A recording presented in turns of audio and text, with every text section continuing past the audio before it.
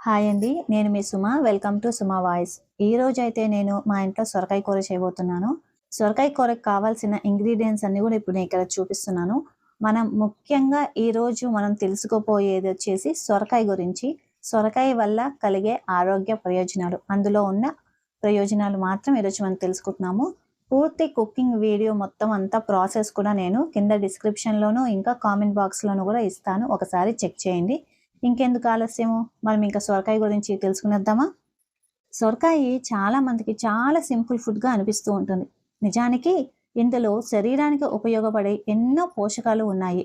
ప్రత్యేకంగా సొరకాయలో నీటి శాతం ఎక్కువగా ఉంటుంది. అందుకనే ఇది శరీరానికి తేలికగా అనిపించే ఆహారం అన్నమాట. వేసవి కాలంలో మన పెద్దలు సొరకాయ కూరను ఎక్కువగా చేస్తూ ఉంటారు. ఎందుకంటే అందులో నీటి శాతం ఎక్కువగా ఉంటుంది, తేలికగా అరిగిపోతుంది. అంతేనా, మనము సొరకాయ కూరగా వండుకోవచ్చు, పప్పు సొరకాయలాగా వండుకోవచ్చు, కొంతమంది సూప్ లాగా కూడా చేసుకొని వాడుతూ ఉంటారనమాట. ఇది శరీరానికి చల్లదనాన్ని ఇవ్వడంలో చాలా సహాయపడుతుంది. సొరకాయలో ఫైబర్ కంటెంట్ చాలా ఎక్కువగా ఉండడం వల్ల జీర్ణక్రియ సాఫీగా జరుగుతుంది.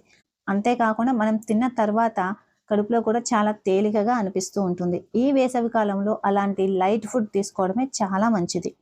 సొరకాయలో క్యాలరీస్ తక్కువగా ఉండడం వల్ల వెయిట్ మేనేజ్మెంట్కి కూడా చాలా సహాయపడుతుంది.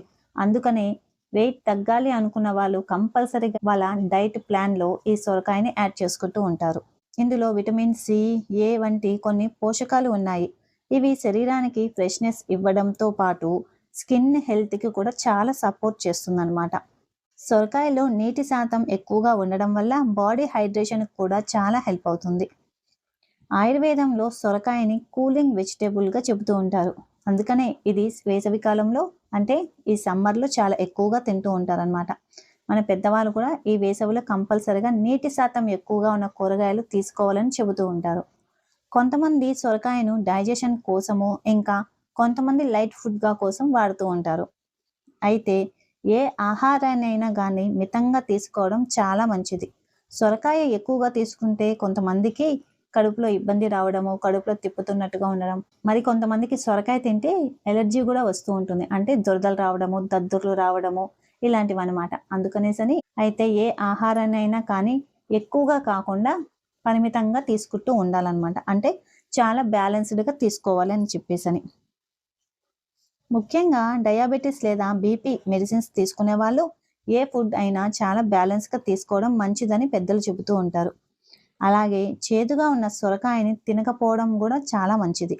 నిజానికి మన వంటింట్లో ఉన్న ఇలాంటి సాధారణ కూరగాయలు కూడా ఎంతో ఆరోగ్యము దాగి ఉందన్నమాట. మరి ఇలా మనం రోజు చేసే సాధారణ వంటల్లో కూడా ఎంతో ఆరోగ్యం ఉంటుంది. మీరు కూడా ఇంట్లో ఇలాంటి సింపుల్ హెల్తీ వంటలు చేసుకుంటున్నారా? కింద కామెంట్ చేయండి. మన వంటిల్లే ఔషధాలయము. ఎందుకంటే మన వంటింట్లో దొరికే చిన్న చిన్న వస్తువులే, అదే ఇంగ్రీడియంట్స్తోనే మనకు ఎన్నో ఔషధ ప్రయోజనాలు, ఆరోగ్య ప్రయోజనాలు దాగి ఉన్నాయి. నెక్స్ట్ వీడియోస్లో మనము ఒక్కొక్క ఇంగ్రీడియంట్స్ గురించి, అందులో ఉన్న ప్రయోజనాల గురించి వివరంగా తెలుసుకుంటూ వద్దాము. ఓకేనా అండి? కొత్తగా చూసేవాళ్ళు సబ్స్క్రైబ్ చేసుకోండి. మీకు ఈ వీడియో వివరణ నచ్చితే కనుక లైక్ చేయండి, మరి కొందరికి షేర్ చేయండి. Thank you.